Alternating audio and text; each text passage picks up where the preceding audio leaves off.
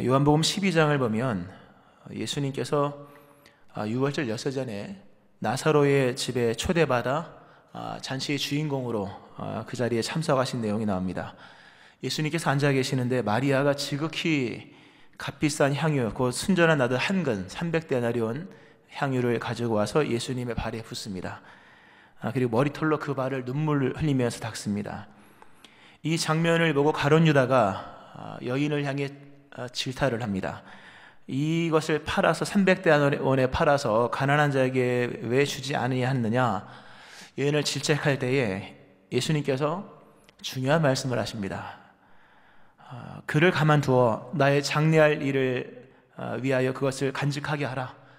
가난한 자들은 항상 너희와 함께 있거니와 나는 항상 있지 아니하리라고 말씀하십니다. 가난한 자를 돕는 것은 항상 할 수 있다. 그러나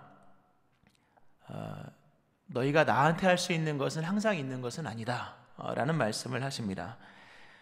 세상에는 항상 할 수 있는 것이 있고 기한이 있는 일이 있습니다. 언제든지 원하는 때에 행할 수 있는 일이 있는가 하면 아무리 원해도 하지 못할 때가 다가오는 그런 기한적인 일들이 있습니다. 다른 말로 바꿔 말하면 일반 윤리가 있고 언제나 할 수 있는 일반 윤리가 있고 그때에만 할 수 있는 종말론적 윤리가 있습니다. 우리는 우리에게 주어진 많은 상황과 일들 가운데에 이것이 항상 할 수 있는 것인지 아니면 기한이 있는 종말론적인 것인지를 돌아보면서 우리의 삶에 우선을 정해야 할 것입니다. 우리는 지난 수십 년 동안 주일이 되면 원하는 대로 예배를 드렸습니다. 새벽이 되면 원하는 대로 새벽 기도를 갖고요. 교회 출입도 마음껏 할 수 있었습니다. 교회 가서 예배 드리는 것은 자연스러운 것이었고 교회 가서 봉사하고 청소하고 주방 일을 하고 여러 가지 교사와 성가대 모든 헌신의 기회들이 열려 있었기 때문에 그것이 항상 주어지는 것으로만 생각했었습니다. 특별한 은총이었다는 것을 깨닫지 못했다는 사실이죠. 언제나 열려있는 문, 가서 언제나 주의 이름을 부를 수 있는 그런 예배의 환경과 처소들. 그러나 이것이 코로나19 사태로 인하여서 거의 멈춰진 상황에 놓여 있을 때 우리가 지금까지 존귀한 상황에 처해 있었구나라는 것을 이제서야 깨닫게 되는 겁니다. 아마 이 코로나 사태가 종식이 되고 정상적인 예배, 일반적인 출입이 가능하면 아마 그때가 되면 아마 성도님들 엄청 많이 올 것입니다. 와서 아마 기쁨과 감격 속에 예배 드리지 않을까 생각을 합니다. 우리가 이러한 상황을 보면서 하나님께서 말씀하시는 음성을 듣고 깨달아야 할 것입니다. 삶 속에서 자유롭게 예배를 드릴 수 있는 것은 하나님께서 베푸신 특별한 은총이었다는 사실입니다. 요한복음 4장에서 예수님은 예배를 말씀하실 때 때와 관련해서 말씀하십니다. 예배할 때가 오나니 곧 이때라. 예배는 항상 있는 것이 아닙니다. 때가 있는 겁니다. 그 때가 닫혀버리면 그 누구도 그 예배의 때를 열 수가 없는 것입니다. 우리에게 지금까지 예배의 때가 활짝 열려 있었습니다. 그러나 일시적으로 코로나 사태로 인하여서 잠깐이나마 한시적으로 예배의 때가 옛날처럼 열려 있지는 않습니다. 모르죠. 예배의 때는 그렇습니다. 항상 있는 것이 아닙니다. 언젠가는 멈춰지는 때가 올 수 있는 종말론적 은총이라는 사실입니다. 이러한 모습 속에서 우리가 또 깨달아야 될 것 중에 하나는 우리의 신앙의 환경이라는 것이 얼마든지 변할 수 있는 가변적 상황이라는 점입니다. 우리 믿음은요, 신앙 환경에 영향을 많이 받습니다. 베드로가 예수님 십자가 지시기 바로 직전에 그런 말을 했죠. 예수님, 내가 예수님 따르겠습니다. 죽기까지 따르겠습니다. 예수님께서 그에게 말씀하십니다. 네가 오늘 밤 닭 울기 전에 3번 나를 부인할 것이다. 중요한 본문이죠. 현재의 상황 속에서 베드로가 예수님을 따르는 것은 맞는 얘기입니다. 현재의 상황에서는 예수님을 따를 수 있습니다. 그의 장담은 거짓말이 아닙니다. 충분히 가능한 결단입니다. 그러나 몇 시간 지나서 닭이 울 때가 되면 그 상황이 바뀌어져서 로마 군병 앞에 놓여 있는 상황이 되면 베드로는 3번 부인하게 될 것이다 라는 말씀입니다. 모든 상황은 다 가변적입니다. 신앙의 상황 고정적이지 않습니다. 확정적인 것이 아닙니다. 불변이 아닙니다. 가변이라고 하는 거죠. 그 상황이 만약에 우리가 원하는 지금까지의 상황과는 다르게 가변적 상황으로 바뀌어진다면 우리의 믿음 어떻게 될지 사실 아무도 모릅니다. 베드로가 3번 부인할 것 몰랐던 것처럼 말이죠. 앞으로 다양한 신앙의 환경에 대해서 우리는 준비해야 할 것입니다. 실상 믿음은 정형화된 장소에서만 하는 것이 아닙니다. 믿음의 선진들 아브라함, 이삭, 야곱, 다윗, 요셉, 이 믿음의 선진들은 다 다양한 환경 속에서 믿음 생활을 했던 사람들입니다. 그래서 믿음이 좋았습니다. 히브리서 11장 8절에서 10절 말씀에 믿음으로 아브라함은 부르심을 받았을 때에 순종하여 장래의 유업으로 받을 땅에 나아갈새 갈 바를 알지 못하고 나갔으며 믿음으로 그가 이방의 땅에 있는 것 같이 약속의 땅에 거류하여 동일한 약속을 유업으로 함께 받은 이삭 및 야곱과 더불어 장막에 거하였으니 이는 그가 하나님이 계획하시고 지으실 터가 있는 성을 바랐음이라고 말씀합니다. 아브라함, 이삭, 야곱은 두 가지 상황입니다. 하나는 이 지성적 상황 속에서 예측이 불허한 갈 바를 알지 못하는 상황에서 늘 믿음 생활을 했던 사람입니다. 지성의 한계를 늘 부딪히면서 지성이 제시해주지 못하는 상황 속으로 나갔던 사람들입니다. 그의 신앙적, 지성적 환경은 갈 바를 알지 못하는 상황이었습니다. 또 하나, 그는 장막 생활을 했다고 말씀합니다. 장막 생활은 정착 생활이 아닙니다. 끊임없이 움직이는 삶, 유동적인 삶을 살았습니다. 어디로 갈지, 내일은 어떻게 살아야 될지를 모르는 그런 삶을 살았던, 즉 다양한 신앙적 상황 속에서 믿음 생활을 했던 겁니다. 그런 거로 그들의 믿음의 선진다운 믿음으로 세워질 수 있었다는 얘기입니다. 다윗도 마찬가지죠. 그가 10년의 시간을 초야에 묻혀서 지내면서 헤아릴 수 없는 상황의 변화를 맞게 됩니다. 그가 이동한 거리는요, 예측이 불가할 정도입니다. 그럼에도 그는 그 불안정한 삶 속에서, 그 상황의 가변 속에서 그럼에도 하나님을 찬송하고 하나님을 예배하고 하나님께 기도하며 하나님을 기쁘시게 하는 자라 하는 증거를 받은 일들을 감당해 나갑니다. 우리는 최근 2주간, 다음 주는 어떻게 될지 모르겠습니다만 최근 2주간 믿음의 상황에 많은 변화를 경험하고 있습니다. 많은 성도님들이 교회 오지 못했습니다. 오늘은 장로님들 그리고 우리 교육자들 이외에는 교회에 올 수가 없습니다. 다 집에서 예배를 드립니다. 또 주중에 교회도 출입을 제한합니다. 그렇게 해야죠. 왜냐하면 세상을 섬기는 차원에서 그렇게 해야 될 것입니다. 따라야 하죠. 그런 생각을 해봅니다. 이게 2주, 지난주 이번 주 2주지 않습니까? 만약 다음 주까지도 이어질 수 있겠죠. 그러나 이 상황이 길어지면 과연 어떻게 될까? 믿음의 선진들은요, 이런 상황을 10년을 살았습니다. 다윗 10년이고요. 아브라함은 끝도 없습니다. 75세부터 죽는 날까지. 이삭, 야곱 다 그러한 삶을 살았습니다. 그런 가변적인 신앙 환경 속에서 그들은 그럼에도 신실한 믿음 생활을 했습니다. 그들은 그 상황의 변동적인 모습 속에서도 하나님을 기쁘시게 하는 자라 하는 증거를 언제나 나타냈습니다. 진정한 믿음의 열매이죠. 우리도 어떻게 믿음의 환경이 바뀔지는 알 수 없으나 믿음의 선진들처럼 우리의 주어진 신앙의 오늘의 환경 속에서 하나님을 기쁘시게 하는 자로서 우리가 세워져야 할 것입니다. 이 은혜 있기를 축원합니다. 이번 코로나 사태로 인한 상황 변화 속에서 우리가 기울여 하나님께 경청해야 될 하나님의 음성 가운데 하나가 일상생활의 경건의 중요성입니다. 가정에서의 경건 생활의 중요성입니다. 집에 있는 시간이 평상시보다 몇 배는 더 길어졌습니다. 사실 우리 남자분들은 물론 지금도 정해진 시간에 출퇴근하시는 분들이 대다수입니다만 가정에서 하는 일이 거의 정해져 있습니다. 집에 들어와서 씻고 밥을 먹고 휴식을 취하고 잠을 자는 정도입니다. 그렇게 하기도 바빴죠. 그럴 시간도 없었죠, 사실. 그런데 이제는 밥 먹고 씻고 휴식을 취하고 잠을 자고도 시간이 많이 남습니다. 물론 다 그런 건 아니지만 아이들도 유치원에 가지 않고 어린이집에 가지 않습니다. 역설적이지만 하나님께서 코로나 사태로 인해서 우리들을 가정으로 돌려보내십니다. 가족들에게로 돌려보내십니다.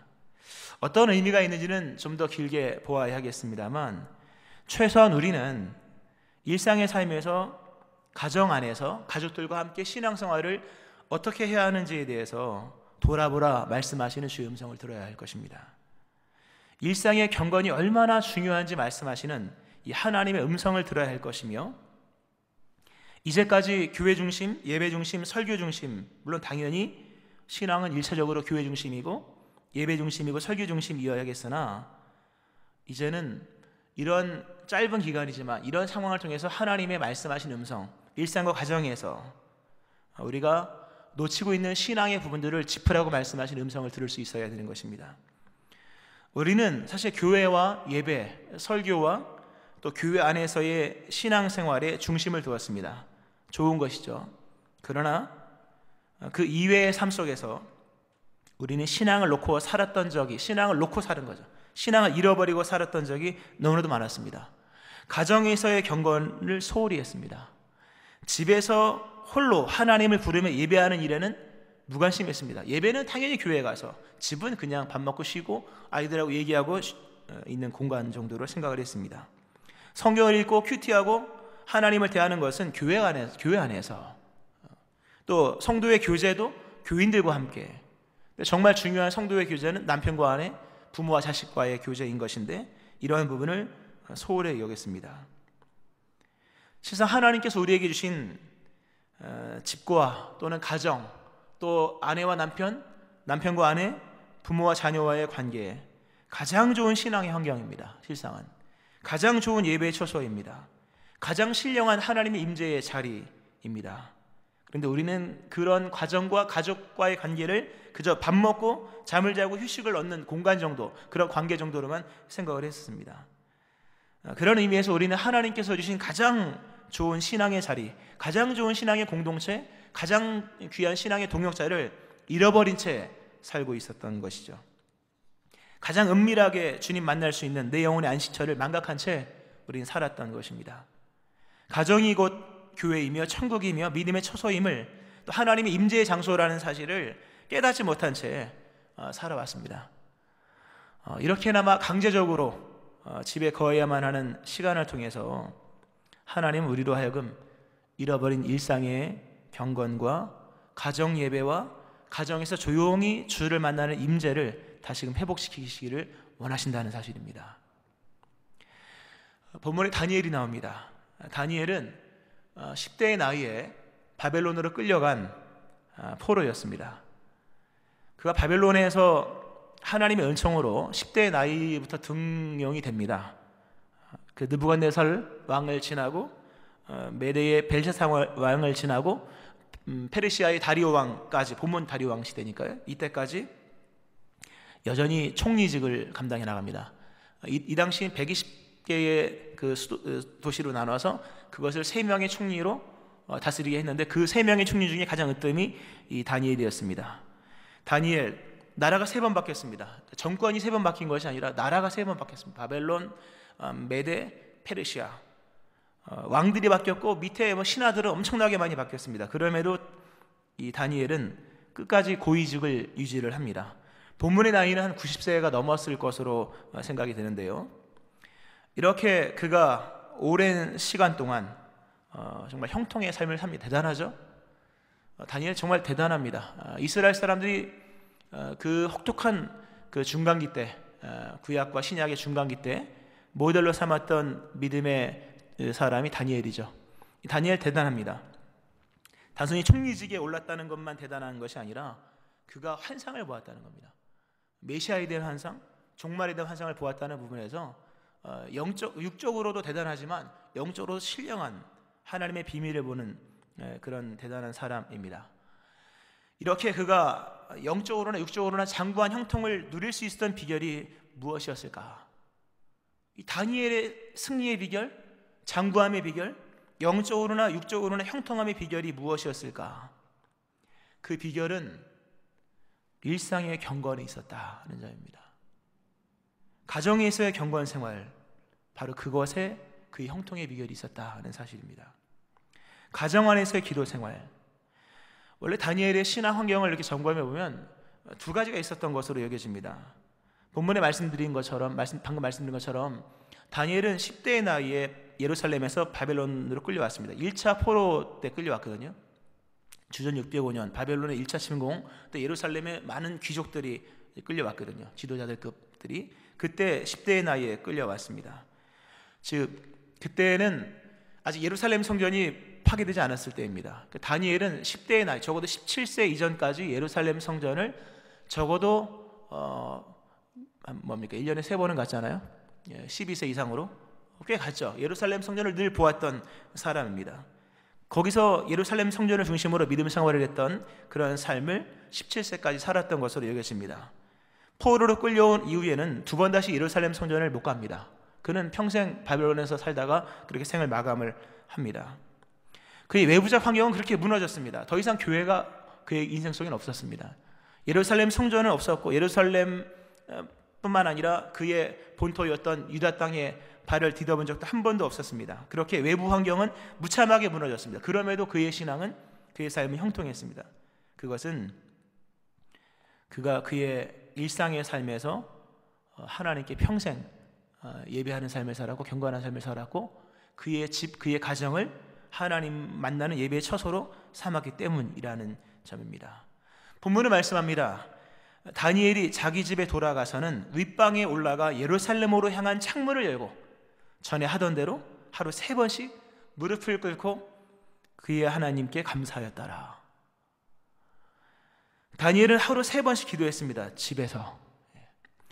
일단 3번씩 기도했다는 것을 보겠습니다. 구체적 경건이 있었다는 얘기입니다. 아침 9시, 일반적으로 유대인들 아침 9시, 낮 12시, 오후 3시에 하루 3번씩 정해진 시간에 기도했습니다. 정해진 기도의 시간이 집에서 행해졌다라는 겁니다. 분명 그의 삶도 안정적이었을 것이며 규칙적이었을 것입니다. 본래 신앙이 규칙적인 사람들은 삶도 규칙적입니다. 신앙이 규칙적인 사람들은 되게 건강합니다. 신앙도 규칙적이고 그러려면 일상도 규칙적이어야 하고 삶도 규칙적이기 때문에 대체적으로 건강합니다. 아마 다니엘도 그랬을 것으로 여겨집니다. 또 다니엘이 하루 3번씩 기도했을 뿐만 아니라 무릎을 꿇었다. 무릎 꿇기 어렵죠. 어려서부터 무릎 꿇지 않으면 나이 들어서 무릎 못 꿇습니다. 무릎은 꿇어보면 알 겁니다. 얼마나 어려운지. 다니엘이 지금 90이 넘은 나이로 예측되는데 여전히 무릎을 꿇었다는 겁니다. 90이 넘은 나이도 무릎을 꿇을 수 있었다는 것 무슨 얘기입니까? 몸이 경건 체질화되었다는 거예요. 여러분 기도하기에 좋은 육체의 체질로 바뀌어지지 않으면 기도하기 어렵습니다. 새벽 기도는 체질화되어야 됩니다. 체질화되지 않는 분은 새벽 기도를 못합니다. 이것은 단시간에 되는 것이 아닙니다. 육체를 쳐서 복종시켜 나가는 그 긴 시간, 몇 년부터 길게는 10몇 년 이상 되어야 알람이 없어도 새벽에 눈이 떠집니다. 이번 주에 그런 분들이 있더라고요. 새벽 기도를 안 했잖아요. 새벽만 되면 눈이 떠진다. 진정한 기도의 사람입니다. 신앙의 체질화, 이것은 몸이 받쳐줄 때 가능한 것인데 다니엘은 기도하기에 좋은 체질로 그게 체질화되었다는 사실입니다. 여러분의 신앙도, 여러분의 몸도 신앙생활하기에 좋은 체질로 변화되어지기를, 이 경건의 체질화되어지는 은혜가 있기를 축원합니다. 또한 그가 기도했는데 하루 3번씩 오늘만 기도한 것이 아니라 또 무릎을 꿇고 기도한 것이 오늘만 한 것이 아니라 성경 말씀에는 전에 하던 대로, 전에 하던 방식 그대로였다는 거죠. 오늘만 기도한 것이 아니라 평생 기도했다는 얘기입니다. 10대 때부터 시작해서 지금 90이 넘은 나이로 예측되는 오늘까지 기도했다는 얘기입니다. 신앙의 지속성, 신앙생활의 이 신실함입니다. 신실한 경건 생활은 신앙의 기본입니다, 여러분. 신실하지 않고서는 믿음 생활을 길게 할 수가 없습니다. 다니엘은 신실했습니다. 뿐만 아니라 하나님께 감사했다. 감사는 신앙의 절정입니다, 여러분. 신앙의 절정이 뭡니까? 부자 되는 겁니까? 감사합니다. 욥의 신앙이 대단한 것은 부자가 됐기 때문이 아니라 있을 때나 없을 때나 하나님께 감사했기 때문이다는 거죠. 다니엘은 일평생 하나님께 감사했다는 얘기입니다. 즉 언제나 신앙이 최상이었다는 거예요. 신앙 컨디션이 최상이었다는 겁니다. 항상 하나님이 기뻐하시는 예배의 향기, 감사하잖아요. 감사를 늘 하나님께 드릴 수 있는 최상의 신앙을 일평생 유지했다고 하는 점입니다.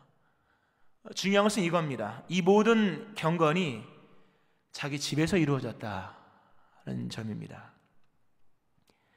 자신의 일상에서, 자신의 가정에서, 자신의 집에서 이런 신앙의 경건이 조금도 변함없이 그대로 유지되었다는 사실입니다. 누가 시킨 게 아닙니다. 더 이상 누가 타치하는 그런 어린 나이도 아닙니다. 본인이 뜻을 정하여 집에서 하나님께 일상의 삶 가운데 신실한 경건 생활을 했던 것입니다. 이것이 승리의 비결입니다. 여러분은 집에서 무엇을 하십니까? 오늘 집에 계신 분들 무엇을 하고 계십니까? 다니엘을 통해서 오늘 우리에게 말씀하신 주의 음성을 들어야 합니다. 너희의 집을 거룩한 처소로 삼으라 말씀하십니다. 집에서 기도하라 말씀하십니다. 집에서 교회를 향해 마음을 쓰며 교회를 위하여, 나라와 민족을 위하여 기도하라고 말씀하십니다. 집에서 말씀을 읽고 큐티를 하고 묵상하며 내용이 마르지 않는 주님과의 교제의 삶을 살라고 주님께서 말씀하십니다. 가정을 거룩한 하나님의 임재의 처소로 회복하라고 말씀하십니다. 물론 우리가 이 사실을 알아야 될 것입니다. 집에서 드리는 경건 생활, 집에서 드리는 기도, 집에서 드리는 예배가 귀하지만 교회에서 드리는 예배가 먼저입니다. 우선이라는 점은 기억하셔야 될 것입니다. 다니엘이 신실한 경건 생활 집에서 드릴 때 항상 예루살렘 그 성전을 향한 창문 쪽을 열고 기도했던 것을 보아야 할 것입니다. 늘 일차적으로 사모하는 것은 예루살렘 성전, 교회입니다.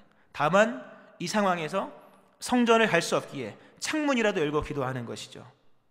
분명 차선입니다. 최선은 아니죠. 차선입니다. 그러나 차선의 신앙의 환경 속에 신실했을 때 최선보다 더 큰 은혜도 주어질 수 있다는 겁니다. 우리가 오늘 이렇게 장로님들은 교회에서 예배드립니다만 성도님들은 다 집에서 예배드립니다. 분명히 이것은 최선은 아닐 것입니다. 차선입니다. 교회에서 예배를 못 드리기 때문에 드리는 차선적 예배입니다. 그러나 이 차선의 상황일지라도 여러분의 환경과 처소에서 다니엘처럼 마음을 다하여 다시금 가정 안에서 신앙을 회복하고 나가면 그 차선에서 베푸신 하나님의 큰 은혜를 경험하게 될 것입니다. 말씀을 좀 정리를 하면서 요한복음 2장 19절에서 예수님께서 유대인들과 여러 변론을 하시는 중에 예수님께서 아주 충격적인 얘기를 하십니다. 너희가 이 성전을 헐라 내가 3일 만에 다시 일으키리라. 유대인들이 상상하기도 싫은 얘기를 금기어 같은 거거든요. 성전이 무너졌던 기억이 있잖아요. 주전 587년 바벨론 침공 때 예수님께서 그 얘기 또 하시는 겁니다. 아마 유대인들이 그 얘기는 그만하지 했을 겁니다. 성전을 허물어 버린다. 성전이 허물어진다는 것은 충격적인 얘기죠. 꿈에서도 또는 하여튼 듣고 싶지 않은 장면이고 얘기입니다. 그들이 일찍 경험했습니다. 바벨론에 의해서 예루살렘 성전이 허물어졌을 때 모든 예배가 스톱됩니다. 상번제가 스톱이 되고 안식일에 드리는 모든 제사가 멈춰지고 월삭 때 드려지는 예배와 절기 때마다 드려지는 그 수많은 그 천천의 만만의 양들과 소의 제사 멈춰집니다. 제사장들이 할 일이 없고요. 레위인들이 일이 멈춰집니다. 백성들은 어디 가서 어떻게 할지 아무도 모르는 그런 상황, 어디에서 봉사하고 예물 어떻게 드릴지 그런 일이 상황이 되고 만 것이죠. 예수님께서 또 그 얘기하시는 거죠. 이 성전을 헐라. 우리에게 참 던져주는 내용이 큽니다. 1, 2주간 이렇게 예배를 드립니다만 만약에 정말로 이 우리가 소위 한국의 기독교라고 하는 이것이 허물어졌을 때 우리는 가상 속에서 한번 허물어 볼 필요도 있습니다. 만약 허물어 버린다면 나의 신앙은 무엇으로 세워지겠는가? 오늘 예수님께서 말씀하십니다. 이 성전을 헐라 내가 3일 만에 세우리라. 우리의 신앙이 어디에 놓여 있는지를 돌아봐야 될 것입니다. 예수님 한번 머릿속으로라도 한번 상상해 봐라. 교회가 멈춰지고 교회가 사라지고 예배가 멈춰지고 또 마음껏 설교를 할 수 있는 설교를 들을 수 있는 공간도 사라질 때 너희의 신앙이 무엇으로 세워질 것인가? 주님께서 말씀하십니다. 나로 말미암아 세워질 것이다. 코로나 사태로 인하여서 이렇게 잠깐 신앙적 환경이 변동이 되었습니다. 그러나 앞으로 어떻게 될지 아무도 모릅니다. 이건 뭐 금방 종식이 되겠죠. 뭐 길어야 몇 달, 그죠? 짧은 몇 주 이렇게 되겠죠. 그러나 우리의 신앙 환경이 가변적이라는 사실을 아셔야 됩니다. 우리의 신앙은 오직 그리스도 예수님과의 바른 관계 속에서만 세워집니다. 날마다 주님과의 신실한 교제, 날마다 인격 대 인격으로 만나는 주님과의 깊이 있는 사귐 속에서, 그 임재 안에 느껴지는 친밀함 속에서, 그리고 경건이 훈련되어서 내게 말씀하시는 말씀을 성경을 통해서 또는 큐티를 통해서 듣는 그런 주님과 영적 교제 안에서 우리의 신앙은 외형적인 변동과 상관없이 견고한 믿음의 사람으로 세워질 수 있다는 사실입니다. 말씀을 맺습니다. 교회에서 예배를 드릴 수 있었던 지난 날들, 항상 있는 기회가 아니었습니다. 허락하신 시간 안에서만 드릴 수 있는 종말론적 은총이었습니다. 특별한 은총이었습니다. 하나님께서 우리에게 교회에서 예배를 드림이 얼마나 귀한지 다시 그 귀한 은총을 깨닫게 하시는 시간들입니다. 동시에 가정과 일상에서의 경건이 얼마나 중요한지도 깨닫게 하십니다. 코로나19 사태로 인해서 우리를 가정에 머물게 하심은 단순히 방역 차원에서 또는 국가 협조하는 차원에서의 일만이 아닙니다. 하나님께서 우리를 가정에 머물게 하심은 다 하나님의 뜻이 있기 때문입니다. 역설적인 하나님의 섭리입니다.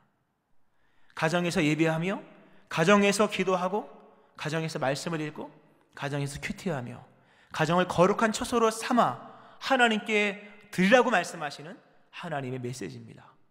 집에 머물고 계시는 모든 분들, 오늘 말씀을 기억하면서 여러분의 가정을 하나님께서 임하시는 거룩한 처소로 하나님께 드려야 할 것입니다. 그때에 가정도 회복될 것이며 믿음도 회복될 것입니다. 여러분의 처소에서 베푸시는 하나님의 크신 은혜를 경험하는 소중한 은총의 시간들이 될 것입니다. 이러한 일상에서의 경건이 회복되는 귀한 은총의 시간들 되어지기를 주의 이름으로 축원합니다. 아멘. 기도하겠습니다. 하나님 아버지, 하나님께서 우리에게 허락하신 예배의 시간들, 교회, 또 마음껏 출입할 수 있는 은총의 시간들 항상 있는 것인 줄 알았으나 이것이 다 때가 있는 종말론적 은총이었음을 말씀하시는 주여 깨닫습니다. 지난날 모든 예배의 시간들 하나님께 감사로 드립니다. 하나님 바라건대 이 다시금 마음껏 예배할 수 있는 그날이 속히 올 수 있게 하여 주옵소서.